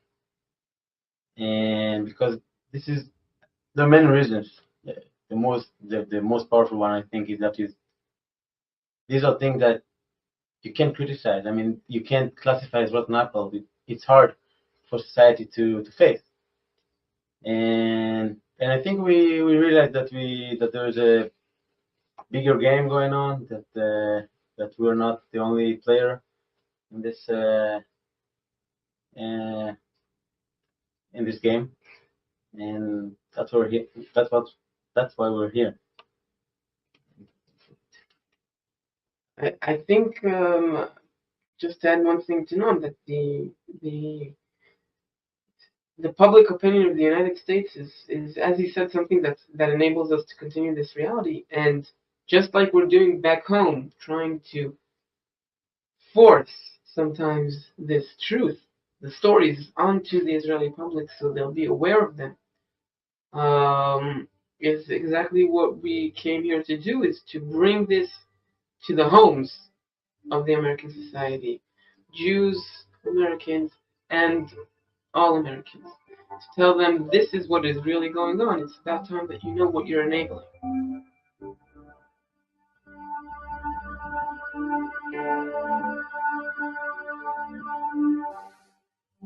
Very powerful message. Again, two former IDF soldiers. You can look up the video on YouTube yourself. I suggest you watch it, spread it. It's called Burning Conscious Israeli Soldiers Speak Out. Just type in Israeli Soldiers Speak Out. It'll pop up. Speaking Truth to Power 101.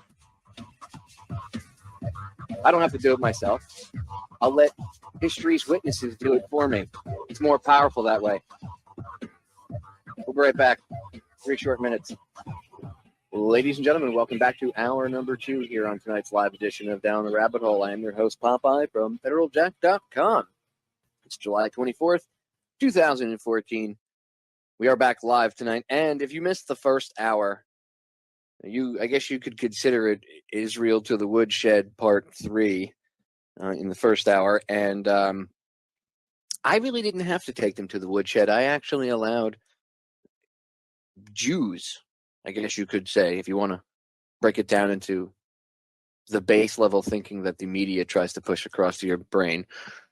Jews, which is just really people that follow the Jewish faith, but people that were survivors of the Holocaust, of Jewish faith, we'll say, woodshedded them in the first segment, and in the second segment, Israeli citizens themselves, former soldiers of the IDF. I didn't have to say anything, and they even explain how it's a trick to use the term anti-Semitism to try to push off any legitimate criticism of Israel, which is something that's been said multiple times by people that try to criticize not the Israeli people, but the people that live in the country, but the government that runs the country, which is the same thing that happens here. But when you criticize our current tyrant in chief, you're called a racist. If Hillary gets in, you'll be called a sexist. If you criticize Israel, well, you're an anti-Semite. See, it's just a label. When you understand what that term is, when you understand that it's a form of mind control, see, they simplify everything down. Everything is broken down to a very base level. If you look at things, you step outside of everything. You look at it from an analytical point of view, and you start to look at things and let your brain do the work. All right, turn those computers on, ladies and gentlemen. You're all capable of this. Just because I'm a smart individual doesn't mean that I can do this. Well, you should just tune into Popeye because he'll tell you everything. No, your brain is a muscle. I suggest you work it and cause it to grow more fresh, healthy brain cells. Okay, it can happen. Do the research. Eat the proper foods too. Anyway, I want you to exercise your brains. I don't want you to fall for this. So I want you to be able to look at this with an analytical viewpoint and understand that all of this is the same garbage, no matter where it's coming from. If it's coming from Israel, our government. And again, when I say Israel, it's not the Jews. It's not even the people of Israel. Yes, there are some people in there that I've played the audio where they're like, yes, we're fascist. You know, they should just clean Palestine off the map. Clean Gaza off, wipe it off completely, eradicate everyone, kill them all. Who cares? There are people that have said very racist things. We have those individuals in our society here in America as well. Does that mean all Americans should be judged by that? No, because we're not all like that, just like all the people that live in Israel aren't like that. So I'm not referring to every single little person that lives in Israel. That's not what I'm referring to at all. Okay, I'm just trying to get the message across that it's the Israeli government, which again, Tel Aviv, Rothschild Boulevard. Any questions as to who actually controls and runs things? Do you really need to ask yourself any more questions about who runs things there? Rothschild Boulevard. By the way, same people that run and control things over here. Oh, look, a connection. Oh, and it's not anti-Semitic because, here you're not called an anti-Semite if you go against the government. What are you called? You're called a racist. Again, you'll be called sexist if it's a female president, if they get Hillary in. And they're already using that. If you're against Hillary, it's because you don't want a female to be president, which I've gone into that. That's just propaganda. More mind control, which is actually what the subject here of hour 2 is. Propaganda, mind control, how the narrative is twisted, how television, sports are used to control your brain, all of it. Now, a lot of people are going to say, what do you mean how television and sports are used to control my brain? Even Snoring Dog here in the background, Monster's like, what do you mean, Dad? Television and sports used to control your brain? You would think you've heard it enough, right? Anyway, how is it used to control your brain? Besides the obvious with the flicker rate and everything else, which we'll get into. And by the way, there's a lot of smart individuals out there in the world that do not want to own televisions. They won't have a television in their house. Gee, I wondered why. And these are people with very high IQs, backgrounds, college degrees, multiple degrees, very high up, some PhDs, in some cases, and they won't have a television in their house. But I guess they're crazy tinfoil hatters. Whoa, you crazy tinfoil hat wearing conspiracy theorist, right? Maybe they just know something that you should be paying attention to. How about that? There was a time that people thought the world was flat too, and you were chastised. People were locked up because they said, well, the world is round and it's not the center of the solar system. The sun is. The earth is not the center of all things. You mean man is not the center of everything? Ego, alert, ego. Anyway, let me see, we got about 20 minutes, so I got plenty of time here. I want to see which one I'm going to air first. I'm going to air one this segment and one this second because I want to be able to explain a little bit about both of them. So I think first what I'll do is I'll air how television and sports the clip I have about how television and sports are used to manipulate. It's actually from one of Jones's movies. I believe it was Fall of the Republic. He was interviewing Alan Watt, and this I have this section. It's like an 11-minute section, but I want you to hear this interview with Alan Watt. They sent out, and I can't remember who did it. It was probably Aaron that went over and interviewed him. I'll have to ask him, but it's probably Aaron Dykes that did it. Anyway, Alan Watt does this amazing explanation, and that's why I've played this before on air. He does this amazing explanation of how television and modern sports culture is used to control the masses. So I'll play that first, get that out of the way, and then I want to get into, in the second segment, I want to place a piece of audio for you and break it down from a man named Yuri Bezmenov. Now, I have the full interview that G. Edward Griffin did with him, and it was back in the 80s, if I remember correctly. I think it was like 1982, 1983, something around there. In the early 80s. It's like an hour and 21 minutes. Watch the whole thing.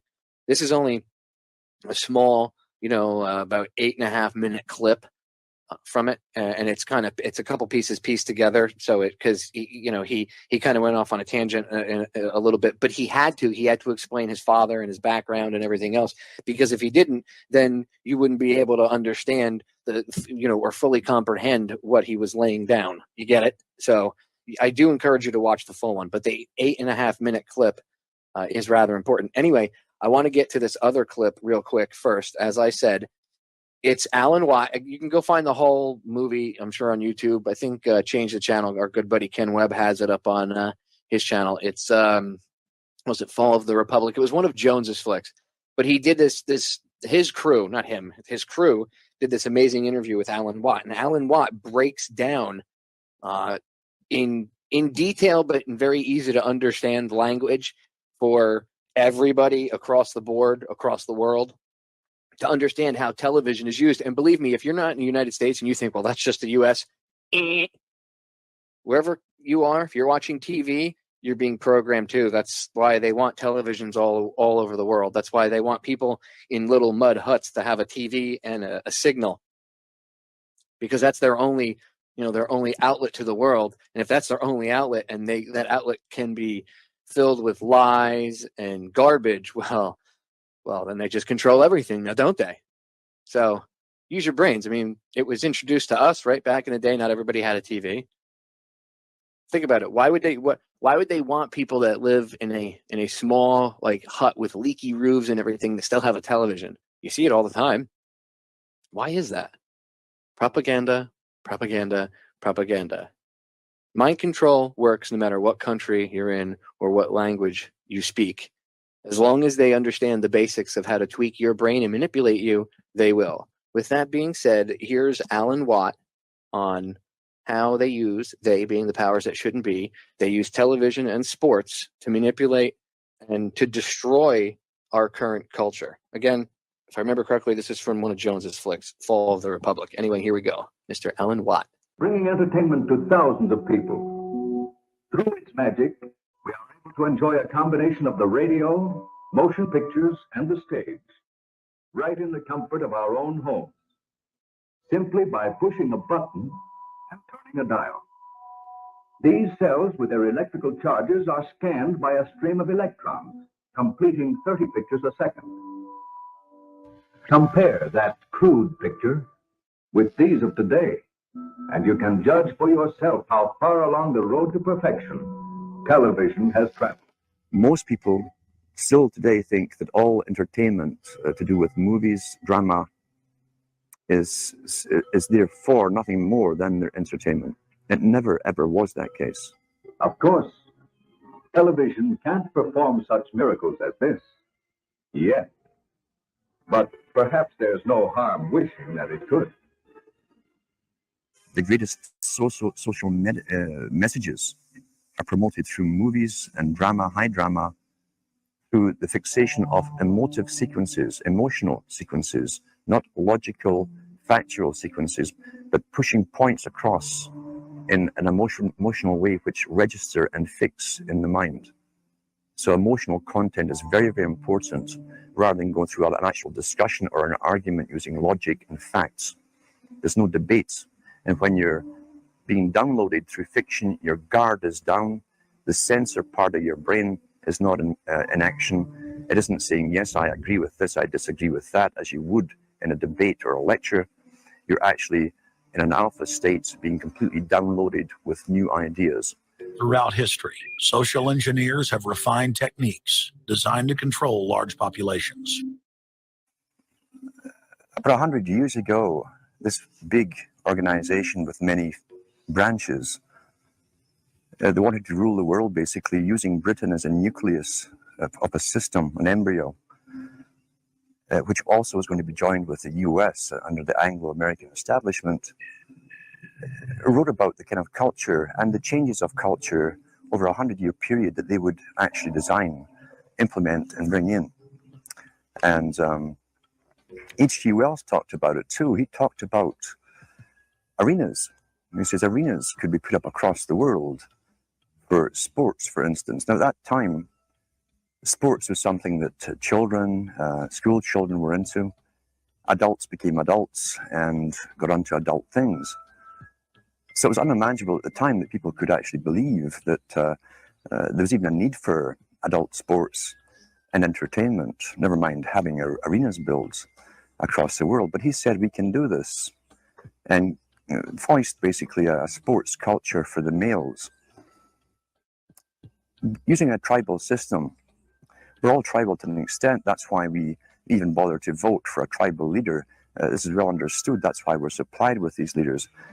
And because the average man was to become more disengaged from his own destiny as the expert class arose, it was decided that the males would get their outlet, basically, gradually becoming helpless as males through sports. Therefore, they'd have a tribal team they could identify with. They could cheer them on as they were winning. In their own personal lives, they were getting nowhere. They were getting disenfranchised, in a sense, as experts took over decision-making for them in all kinds of fields. So this was psychology at use, planned before they even implemented the sports. When radio came along, of course, they used that to the maximum.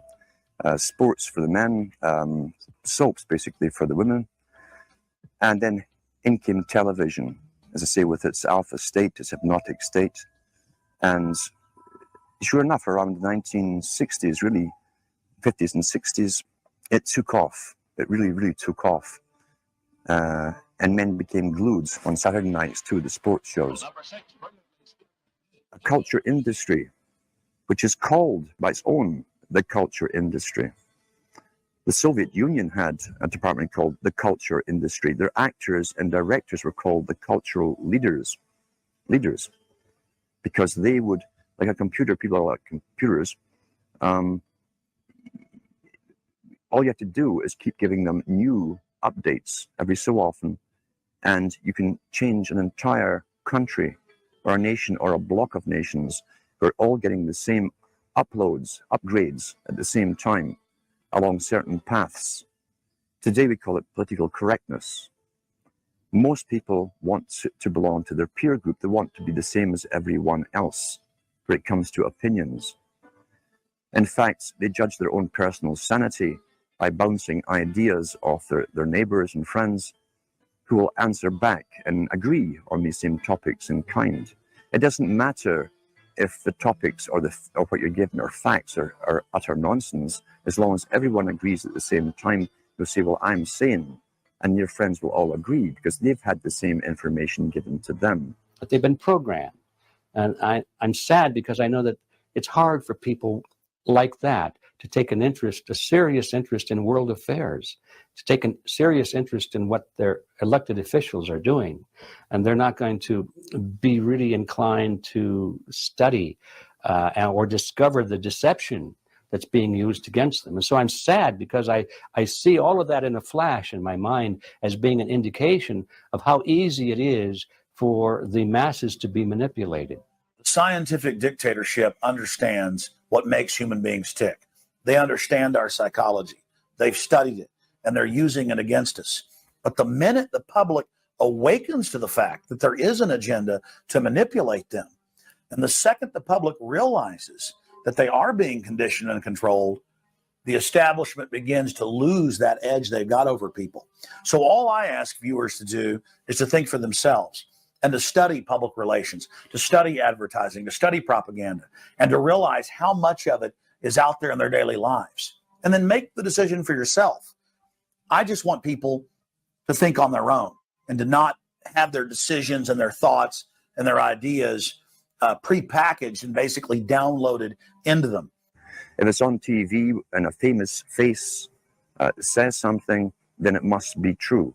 He doesn't have to show you facts or anything else.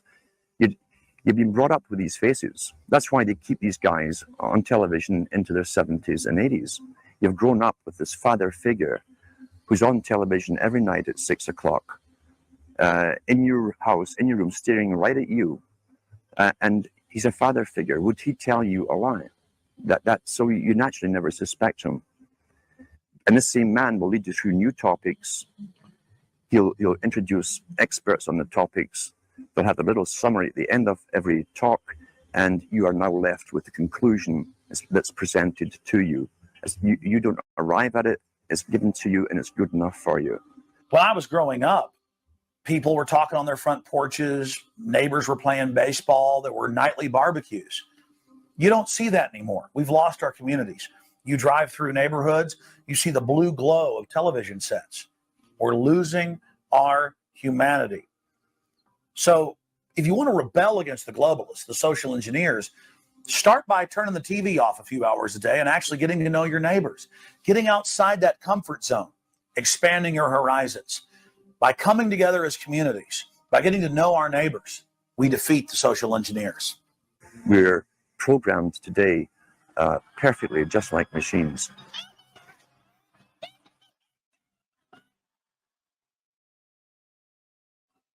We tie this in with the Brzezinski. Brzezinski said in 2 Ages. Now this guy was way up with the NSA. He's a master geopolitician.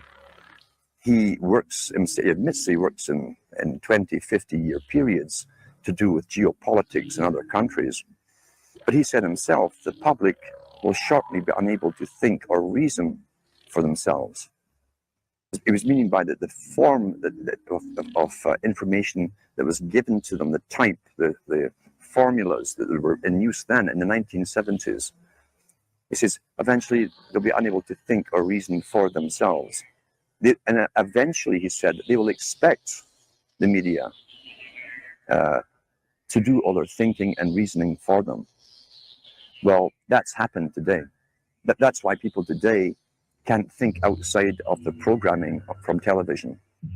Zbigniew Brzezinski, Obama's main foreign policy advisor, talks about how a cult of personality can be artificially manufactured to influence the masses. In the first months of my administration, to pull our economy. Oh, goodness. Sorry about that, guys. To pull our economy back from the brink, including the largest and most sweeping economic recovery plan in our nation's history. We're gullible, but we're also willingly gullible. We want a human being, a big daddy, to come along and make everything right for us. And as long as we believe that, we'll always basically get shafted. In addition to John, sorry, I just noticed that I jumped the gun here. Go ahead and move it up. I'd already introduced all you guys. It's the presidential reality show. When it became an Oprah production, it became slick. You don't have a president, you have an actor. They say that politics is show business for ugly people. You got it. What am I going to tell the president when I tell him his teleprompter is broken? What will he do then? That's right, Vice President, war criminal Joe Biden. What will he do then? I have a better question for you. It's one that Luke Radowski asked you, I don't know, probably, 6 years ago now? 6 years, 7 years ago, somewhere around there, maybe a little less, between 5 and 7 years ago. How come you were meeting with, when you guys were meeting with General Mahmoud Ahmad on the morning of 9/11, the very man who had wired $100,000 to the quote-unquote ringleader of the 9/11 hijackers, Mohammed Atta. He had wired him a couple days before $100,000. The head of the Pakistani ISI, who wired $100,000 to the supposed 9/11 hijackers a few days before the events that took place on 9/11 occurred. You're meeting with him on the morning of 9/11, and it's a diplomatic thing, is what you told Luke. Well, we didn't arrest Khrushchev when he came here, but this guy had just wired money to the hijackers, and it's come out. There's reports on this. It's come out. I mean, it's been in congressional testimony. This isn't like conspiracy theorist tinfoil hattery. Okay, this is conspiracy fact that this actually happened. And you can see Luke Rudowski, the videos on, it was in another one of Jones's flicks, but you see Luke confront them, and he makes fun of Luke and laughs it off, kind of tells him to go away. And Luke asks a valid question. What were you doing with him on the morning of 9/11? This guy was wiring money to Mohammed Atta, one of the ringleaders of the supposed 9/11 hijackers, and you're wiring him money. But hey, everybody should go out and buy a shotgun, right? No one needs an AR-15, Joe. Everybody should go buy a shotgun. And then people listen to you, and we're committing crimes with shotguns. Well done, Mr. Vice President. Well done. Golf clap for you, sir. Maybe you could just answer that question that Luke asked you all those years ago. What were you doing on the morning of 9/11 with General Mahmoud Ahmed, the former head of the Pakistani ISI? Again, the man who wired $100,000 to Mohammed Atta a few days before 9/11. Sir, you have a few things to answer for. Not the least what you've been a part of behind the scenes or even out in front the past 8 years while your buddy's been the president and you've been the vice president, but before when you were a senator and anything else shady you've been involved in. I mean, you really need to be run through the grill, sir. You are one shady individual. Yes, Joe Biden to the woodshed for a second there. That was an impromptu Joe Biden woodshedding. I can't stand him. He plays stupid and he does come off like he puts his foot in his mouth, and he does put his foot in his mouth. But Gerald, he kind of reminds me of Gerald Ford when Gerald Ford was the president, because Gerald Ford kind of put off this bumbling, fall down, moronic, and the media made fun of him. But if you actually research Gerald Ford, he's actually a much more disgusting individual behind the scenes, like what he was involved in, things he was connected to business-wise, and the like. In fact, if I remember correctly, I think it was Kathy O'Brien that mentioned him in her book. I think it was Kathy, Transformation of America. And I mean, you can research other people, and you'll see that other people have said some of the same things. So you could either say that they're liars and Gerald Ford was just a bumbling fool, or perhaps the bumbling fool was just an act, so that you didn't see how evil the person was behind the mask. I mean, Cheney was just so evil it just comes out. I mean, that guy's so evil he didn't have a heart for 2 years and still lived. He had a pump run off the Energizer battery, and he still lived. No pulse for 2 years, and Vader still lived. Any questions? Didn't think so. Anyway, stay tuned. We'll be right back. Yuri Bezmenov coming up. Don't go anywhere. Ladies and gentlemen, we are back. Final segment here. So getting back into it, as I was discussing the mind control brainwashing that goes on as I played the clip in the last segment. Again, I urge you to go. You can find it on YouTube, actually. Just type in, go to YouTube. You can watch the visual with it. If you go to YouTube and type in, I'll tell you what the name of it is in a second. It's How Television and Sports Are Being Used to Manipulate and Destroy the Republic. And the clip's up on YouTube. There's like multiple people have re-uploaded it over the years. So it's this 11-minute segment, and I always play it. It's a very important part. You can go watch the whole movie. If I remember correctly, it was from Fall of the Republic that Alex Jones did. It's go over to Ken Webb's channel, change the channel. He's got all of his movies over there. You can watch it for free on YouTube, if you want to see the whole thing. But that's the title of the clip, again, is How Television and Sports Are Being Used to Manipulate and Destroy the Republic. It's also on Federal Jack. You can look it up in the federaljack.com search bar, How Television and Sports Are Being Used to Manipulate, and that'll bring up the video. The piece of audio I'm going to play now is from about an hour and a half long interview that G. Edward Griffin did back in 1985 with a man named Yuri Bezmenov. He was a former KGB agent who was trained in subversion techniques. And he explains the 4 basic steps to social engineering and socially engineering an entire generation or generations, multiple, into thinking and behaving the way that the powers that shouldn't be want them to. And as I said in the write-up on Federal Jack, I put in the last line here, I put, it's shocking because our nation has been transformed in the exact same way and followed the exact same steps, and it has been. So I couldn't repeat this enough because, as much as we talk about this, there are still people out there that engage in falling prey to this type of stuff, and they will buy into mind control once in a while, depending on what it is, even if they don't realize that they're falling into it, and it happens. So, and we get new listeners all the time that maybe just tuned in. This is the first week or first time they're even hearing my broadcast, and they're like, whoa. So it's important to go over this and reiterate this stuff as much as possible until people understand it. It's like, I look at my radio show not like a radio show. You all know this, to the older listeners, anybody that's been listening to me, you know that I consider my radio broadcast to be more so of like making history class cool and fun and going over stuff that you're not told and bringing guest speakers into, history class or whatnot. I don't like to look at this like an entertainment thing. It's here for your educational value. The key to winning this is education and waking people up. Okay, showing them information, giving them information that they do not have. That's the only reason why the people that are quote unquote in charge are in charge. The reason why they're relevant is because they have access to info that you and I don't. As soon as you and I have access to the same info, poof, their relevance goes away because now you don't have to look up to them to be your savior. Wow, with the proper knowledge, look what I'm capable of. Humanity's been collectively told that we're stupid and we're idiots and that we can't handle this. So we walk around like, okay, we can't handle it. They're smarter than us. No, they're not, okay? The reason why they can control us is because they've got us thinking that they're smarter than us. And that's part of this mind control and manipulation.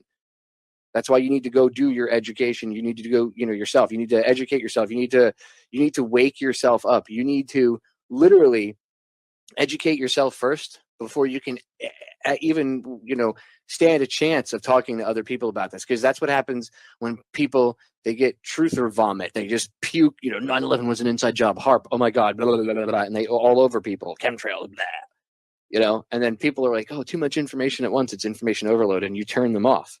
And a lot of the times the stuff that you're talking about, you might not be fully knowledgeable about. You're only scraping the surface. You're not really in depth. And if you take somebody on that might know something or that might have been fed a deeper level of propaganda and you can't go up against that, okay, that creates an issue for you. You get it? So you need to do the research yourself. The light at the end of the tunnel is you and me. We will get there. We're going to win. I can see it. You can see it. What did Gandhi say? First they ignore you, then they laugh at you, then they fight you, then you win. We're in stage 3 where they're fighting us. So you win is stage 4. We're almost there. We need to enlighten ourselves. Now, with that in mind, let's get to the video of Yuri Bezmenov and G. Edward Griffin. This is again from 1985, ladies and gentlemen, back in 1985. And just listen, this is still going on today. But you can only imagine. He says it was we were in danger in 1985, and look where we are now. Our conversation is with Mr. Yuri Alexandrovich Bezmenov. Mr. Bezmenov was born in 1939 in a suburb of Moscow. He was the son of a high-ranking Soviet Army officer. He was educated in the elite schools inside the Soviet Union and became an expert in Indian culture and Indian languages. He had an outstanding career with Novosti, which was and still is, I should say, the press arm or the press agency of the Soviet Union. It turns out that this is also a front for the KGB. He escaped to the West in 1970 after becoming totally disgusted with the Soviet system, and he did this at great risk to his life. He certainly is one of the world's outstanding experts on the subject of Soviet propaganda and disinformation and active measures. When the Soviets use the phrase ideological subversion, what do they mean by it? Ideological subversion is the process which is legitimate, overt, and open. You can see it with your own eyes. All you have to do, all American mass media has to do, is to unplug their bananas from their ears, open up their eyes, and they can see it. There is no mystery. There is nothing to do with espionage. I know that espionage intelligence gathering looks more romantic. It sells more deodorants through the advertising, probably. That's why your Hollywood producers are so crazy about James Bond type of thrillers.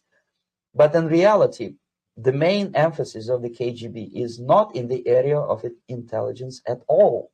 According to my opinion and opinion of many defectors of my caliber, only about 15% of time, money, and manpower is spent on espionage as such. The other 85% is a slow process, which we call either ideological subversion or active measures, активные мероприятия in the language of the KGB, or psychological warfare.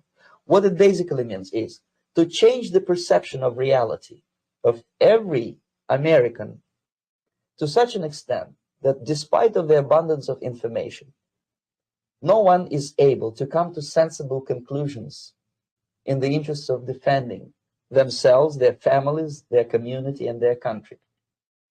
It's a great brainwashing process which goes very slow, and it's divided in 4 basic stages. The first one being demoralization. It takes from 15 to 20 years to demoralize a nation. Why that many years? Because this is the minimum number of years which requires to educate one generation of students in the country of your enemy, exposed to the ideology of the enemy. In other words, Marxism-Leninism ideology is being pumped into the soft heads of at least 3 generations of American students without being challenged or counterbalanced by the basic values of Americanism, American patriotism. The demoralization process in the United States is basically completed already. For the last 25 years, actually it's overfulfilled, because demoralization now reaches such areas where previously not even Comrade Andropov and all his experts would even dream of such a tremendous success. Most of it is done by Americans to Americans, thanks to lack of moral standards. As I mentioned before, exposure to true information does not matter anymore. A person who was demoralized is unable to assess true information. The facts tell nothing to him. Even if I shower him with information, with authentic proof, with documents, with pictures, even if I take him by force to the Soviet Union and show him concentration camp, he will refuse to believe it until he is going to receive a kick in his fat bottom. When a military boot crashes then he will understand, but not before that. That's the tragic of the situation of demoralization. So the next stage is destabilization. This time, subverter does not care about your ideas and the patterns of your consumption. Whether you eat junk food and get fat and flabby, doesn't matter anymore. This time, and it takes only from 2 to 5 years to destabilize a nation. What matters is essentials: economy, foreign relations, defense systems. And you can see it quite clearly that in some areas, in such sensitive areas as defense and economy, the influence of Marxist-Leninist ideas in the United States is absolutely fantastic. I could never believe it 14 years ago when I landed in this part of the world that the process will go that fast.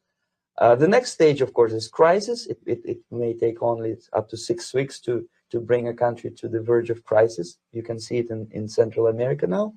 And after crisis, with a violent change of power, structure, and economy, you have so-called the period of normalization. It may last indefinitely. Normalization is a cynical expression borrowed from Soviet propaganda. When the Soviet tanks moved into Czechoslovakia in '68, Comrade Brezhnev said, "Now the situation in brotherly Czechoslovakia is normalized." This is what will happen in the United States if you allow all these schmucks to bring the country to crisis, to promise people all kind of goodies and the paradise on earth, to destabilize your economy, to eliminate the principle of free market competition, and to put a big brother government in Washington, D.C., with benevolent dictators like Walter Mondale, who will promise lots of things, never mind whether the promises are fulfillable or not. Your leftists in United States, all these professors and all these beautiful civil rights defenders, they are instrumental in the process of the subversion only to destabilize the nation. When their job is completed, they are not needed anymore. They know too much. Some of them, when they get disillusioned, when they see that Marxist-Leninists come to power, obviously they get offended. They think that they will come to power. That will never happen, of course. They will be lined up against the wall and shot. But they may turn into the most bitter enemies of Marxist-Leninists when they come to power. And that's what happened in Nicaragua. You remember most of these former Marxist-Leninists were either put to prison or one of them split, and now he's working against Sandinistas. It happened in Grenada when Maurice Bishop was already a Marxist. He was executed by a new Marxist who was more Marxist than this Marxist. Same happened in Afghanistan when first there was Taraki, he was killed by Amin, then Amin was killed by Babrak Karmal with the help of KGB. Same happened in Bangladesh when Mujibur Rahman, very pro-Soviet leftist, was assassinated by his own Marxist-Leninist military comrades. It's the same pattern everywhere. It's divided in four basic stages: demoralization, destabilization, crisis, normalization. They will be lined up against the wall and shot. I do this service for you all, so you all have the same level of knowledge that I do. That way we kind of have an even playing field with these pricks, okay? Like Fletcher Prouty said when asked why he did what he did and why he spoke out, because he knew where the line was. And they said, well, why do you even bother putting your family in any sort of danger and speaking out? You know, you could just shut your mouth and you could live to your happy old days. And Fletcher said, well, I want to level the playing field. That's what he told Leno Senek, and that's what he told others when asked that question. I want to level the playing field. He knew it was dangerous.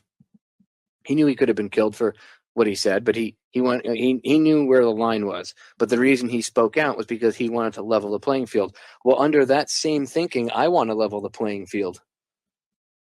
I want humanity to all be on the same level, because if we realize once we're mentally all on the same level, and I don't mean down in base level thinking, we need to evolve out of that, then things like war, it will realize how stupid and pointless it is. Famine, well, famine and stuff and poverty, that'll get eradicated too, because we'll realize that, you know, maybe instead of wasting all this money blowing each other up, we could waste the same amount of money helping each other out, and the world as a whole would be a better place.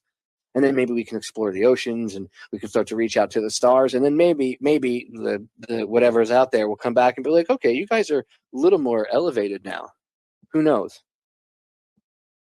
We can't even get to that level until we have to get out of this level of base knowledge, base thinking. The only way you're going to do that is if you go research for yourself. And then you have conversations. Don't be afraid to approach your neighbor, talk to others, and say, hey, there's some important stuff. Don't be afraid to speak truth to power. Stand up. It's time to sack up and do something. Don't worry about criticism. Oh, someone might think I'm a dick. Who cares? Who cares what they think? That's right, Leonidas. And that means it's time to go. Ladies and gentlemen, thank you for listening. All right, ladies and gentlemen, I have to end it there.